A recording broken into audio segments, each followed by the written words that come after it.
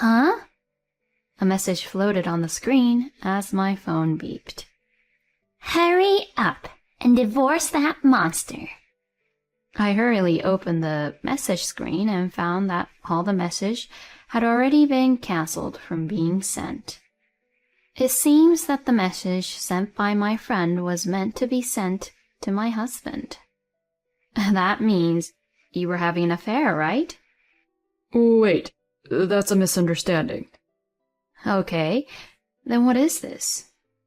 When I cornered my husband and showed him something, he started wincing and shaking. My name is Sophia. I'm a 35-year-old office worker. My husband, Chris, and I have been married for 10 years. Our son, Nico, is now 7 years old and goes to elementary school. The happiest time for me is when my son tells me about what happened at school today and we enjoy dinner together as a family. My son has grown up to be a very good boy, and my husband and I have a good relationship. We both work, so my mother takes care of my son during the week, and I balance work with housework and child rearing. Our house is within walking distance of my parents' house, so my son often goes to my parents' house after school to play with my mother. I return home as soon as my work is finished and immediately pick up my son and we go shopping at the supermarket together before returning home to prepare dinner. Then, when my husband comes home, we all sit around the dinner table and enjoy talking and eating together. Every day was like this, but it made me happy. On holidays, we all go out together, and on 3-day weekends, we go on trips. I wanted my son to have as many different experiences as possible, so once a month, we would always take a drive to a place we had never been before. When we take him to the aquarium or our farm, he looks happy with a twinkle in his eye. I thought that I would continue to spend my days with my son and my husband, making many memories in this way. Today was my son's birthday. Since it was a Sunday, my husband and I decided to have a home party. I have a group of 4 close friends from high school, and we invited them, their children, my parents, and my husband's close friends to celebrate with us. My son blew out the candles on the big cake, and everyone applauded. Then we all ate the food we had prepared. In the evening, my parents went home, we put the children to bed, and the adults went into the evening drinking. My husband got along well with my friends and seemed to enjoy talking with everyone. Seeing my husband like that made me happy. I was happy to see my husband being so open with my good friends. When we had a barbecue in the garden, I invited my friends and my husband's friends to join us, and we enjoyed a big dinner. They were all nice people, and I felt that I was truly living a happy life. After my son's birthday party, the next day was Monday, and I had to go to work. But I had a headache, probably because I was having so much fun and drank so much alcohol. So not having the time to make lunch, I went to a convenience store and picked out some random bread and other items, and took them to the cashier. At that time, I was idly looking at social networking sites to kill time when I suddenly received a series of messages. What? My phone snapped to life and a message appeared on the screen. I looked at the notification and was surprised to see the name Karen. It was so nice to see you yesterday. I guess Sophia didn't notice at all. I can't wait for you to divorce that monster. I got a series of pompous notifications. Yesterday probably means my son's birthday party. Karen was also at yesterday's birthday party. And Sophia was me. She's talking about divorce, so maybe it is. I hurried to open the message screen and found that all the messages had already been cancelled. I knew that the message from my friend was meant for my husband. Did this mean that my husband and Karen were having an affair? I was so confused. But Karen is one of my good friends from high school. I would hate to think that she would have an affair with my husband. But what does she mean by monster? That bothered That bothered me very much. I went home extremely bewildered. A few hours later, my husband came home with an unsuspecting look on his face. He must have received a message from Karen and was responding to it. Was my husband talking bad about me, too, just like Karen had called me a monster? I couldn't calm down because I was worried about that.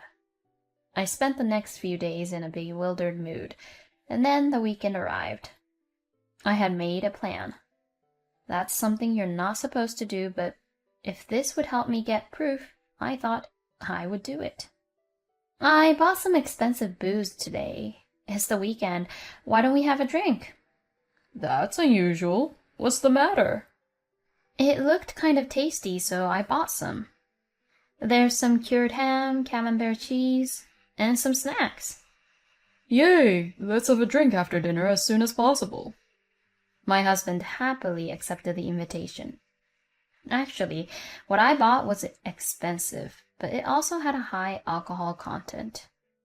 My husband likes to drink, but he gets sleepy easily. So I decided to wait for him to get drunk by giving him a delicious high alcohol content drink. And my husband was like, Wow, it's so good. He drank more and more alcohol as he said it, and as expected, he fell asleep right away. I immediately decided to implement the plan. It was to take my husband's thumb and do the fingerprint authentication of his phone. My husband, who was sleeping and snoring, did not wake up when I held his thumb. I then immediately opened the Messages app. As soon as I brought up the talk screen, Karen was at the top of the list. I opened it up and there were some shocking contents. The week after next, we'll finally celebrate our 5th anniversary of dating. I can't wait to marry you, Chris.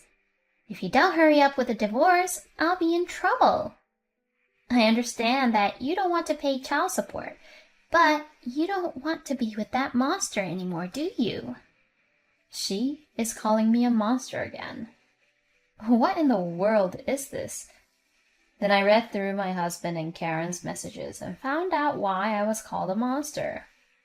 It was a long time ago when I was pregnant. Our current house was built when our son was 2 years old, and before that, my husband and I lived in a small apartment. My husband came home after drinking and suddenly started to smoke. At the time, I was in a bad physical condition due to severe morning sickness, and I was in a temper.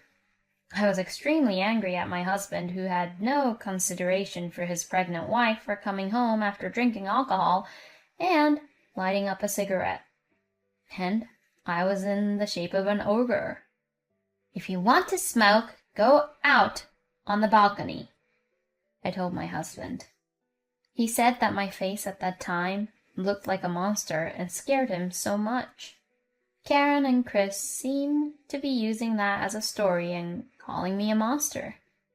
I was appalled at the two of them for having an affair for that long on top of all that nonsense. And I vowed to get revenge on both of them. I immediately took pictures of my husband's and Karen's messages with my own phone. They were also planning a trip to celebrate their 5th anniversary. My husband said he had a business trip that day. In other words, they had been planning it for some time. I immediately began preparing for the divorce. I consulted a lawyer first, and he said that those messages alone are enough proof of adultery. If I could get a divorce for my husband's fault, there would be no problem. When I found out that he was having an affair, I lost all affection for Chris at once. About 2 weeks later, my husband was leaving the house early in the morning with his carry-on case. Oh my, are you leaving already? Well, the company took the fastest flight out. I have to take the first train to catch the flight. Oh, is it because it's the cheapest one? You must have skimped on the airfare. That's the way it is with the companies. I almost blew up. How could you lie so brazenly, assuming I didn't know about it? I'm off then. My husband said so, and I stopped him. What? I told you I have to hurry. You're lying about the business trip. My husband was upset because I suddenly said that. What are you talking about? I told you in advance that it was a business trip. It was a pre-arranged trip, wasn't it? You are meeting Karen. The mention of the name Karen upset my husband even more.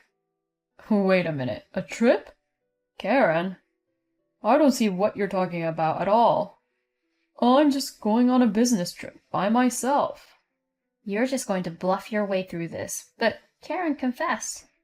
She said she was going on a trip with you, with no strings attached. That means you've been having an affair, right? Karen already explained it to me.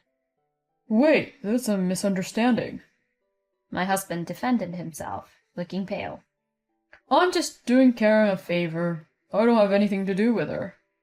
Oh, really? What was the favor? Well, she asked me to go with her to check out a luxury hotel she was thinking of booking as a birthday gift for her boyfriend, to see if it was a good one. I almost blew up again. How dare he come up with such a lie, trying to deceive me? Did he think I was a very pure girl or something? So you're saying you're not having an affair? Yes, of course. In fact, we have separate rooms. Then why doesn't he just let Karen go down there by herself? What he is saying is too messed up. So what's this about? I cornered him and showed him something, and he started shaking. That's messages between me and Karen. It says here that you've been together 5 years, and you want to divorce a monster like me as soon as possible, right? My husband was frozen, with his mouth agape. Then the time for the first train was already past, and Chris received an incoming call on his phone. I quickly snatched the phone from my husband and answered the call. I pressed the call button and heard Karen's voice. Hey, Chris, did you get on the train? Hello, Karen. Why are you so surprised? What? Sophia? But why? Because I found out that Chris lied about his business trip and was having an affair. Oh, no. Oh, by the way, you must be in a hurry. It's a luxury hotel, right? It would be a shame to cancel. So you and Chris can go on your 5th anniversary trip. Of course, when you come back, I'll charge you with alimony. I'll also have to send a content-certified letter to Chris and Karen's workplaces. And of course, I'll have to report back to their parents' homes. I also have to report it to our good friends group and Chris's friends. Wait a minute. If you do that, we'll be socially finished. Well, that's what you deserve, I guess. I'm going to be busy. And since Chris is such a nuisance at home, I'd appreciate it if you'd leave the house. Why don't you go enjoy your last luxury trip before you get into debt? Karen fell silent when I said that. I handed the phone back to my husband. Anyway, you're in my way, so get the hell out of my house. And chased my husband out of the house. No, wait, Sophia, please. My husband said this to me in a pale, disappearing voice, but I ignored him, locked the house, and got into the shower. When I got out of the shower and finished getting ready, my husband was already gone. I then went to work and went to a lawyer after work. Then I really did what I had just said to Karen and her husband. I don't know if those two went actually on that trip, but when they came back, it was sure to be a big fight. Then 2 days passed and Chris and Karen came home together. Wait a minute. You can't really be doing all of this. I've been getting calls from my company asking me what's going on, messages of cutting ties with me from my close group of friends, and my parents have told me they're disowning me. How can you take responsibility for this? Karen screams emotionally, her face turning red. My husband is angry too. I didn't think you will go that far, bitch. You're acting like you're the victim here, but you have a fault too. But you try to put us all in a social predicament. You're such a monster. You know that? When my husband said that much, my father came out of the living room. Hey, how much more do you need to insult my daughter? William. My husband was startled by my father's appearance. No, this was... Well, I got emotional and said something I hadn't expected to say. I don't want to hear any excuses. You two, come here. My father said with a frightened look on his face. My husband and Karen are frozen, their faces scrunched up. I told you to come here. My father said twice, and the two of them rushed into the house in a frightened panic. When they entered the living room, they were absolutely stunned. My parents, my husband's parents, a group of friends who were close to me and Karen, and a group of friends who were close to my husband were all in the living room. Why are they all here? I invited them.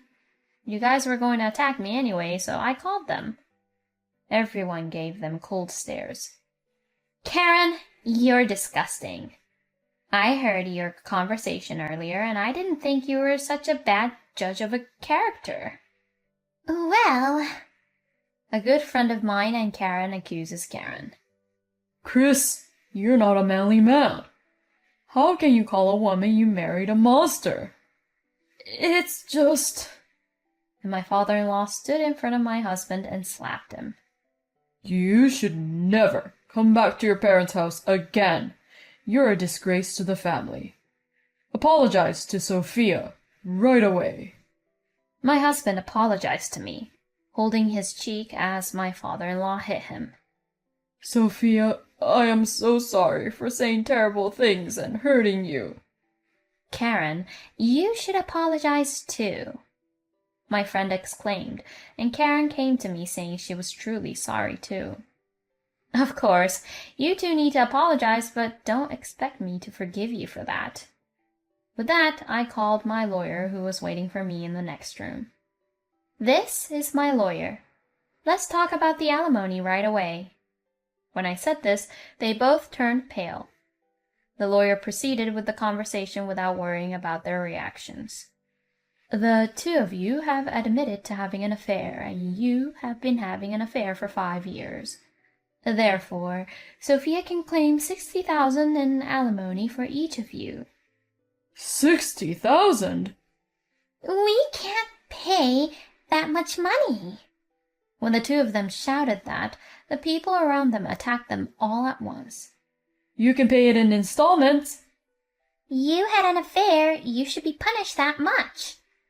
With no one on their side, Chris and Karen fell silent. The lawyer then proceeded to explain the situation to them in an indifferent manner and handed them the documents. If you fail to pay, we will seize your wages immediately. My husband and Karen no longer looked sane. My husband and I successfully obtained a divorce. I demanded alimony of 60,000 each from my husband and Karen, and I also demanded child support. My husband seemed to have thought that he could pay me by selling the house, but of course, I demanded a share of the property. I demanded that he pay me half of the house's appraised value if the house was to be in his name. My husband didn't think he had to give me so much property. He sold the house for 500,000, but 250,000 was mine. Furthermore, the mortgage still had 150,000 left, so my husband only had 100,000 left. And 60,000 would disappear with the alimony for the affair. So he would have 40,000 left, from which he would have to pay child support every month. Moreover, my husband has lost the trust of people at his company because of this incident, so it has become difficult for him to get promoted. So he had to continue paying child support on a low salary, living a poor life. Since Karen works for an all-female company and her affair was discovered, her colleagues and even her bosses look at her coldly, and she feels small every day. Furthermore, since they have been disowned by their parents, they cannot ask for help in paying the alimony, and most of their salaries have disappeared to pay the bills. They have also both lost a lot of friends and are feeling lonely. It's a really good feeling. On the other hand, although I was extremely shocked and saddened, I was also glad that I was able to secure my son's tuition and other expenses because I got a lot of money all at once. After that, I went back to my parents' house with my son. My son seemed rather happy to live with his grandparents, whom he loves. From now on, I will live strong as a single mother and raise my son. He is such a lousy man for having an affair with his wife's friend for 5 years. I wish he could be more socially sanctioned. But whatever the case, I'm glad that Sophia got what she could get and was able to cut ties with Chris. I know it will be tough as a single mother from now on, but I hope you and your son get along and live happily ever after.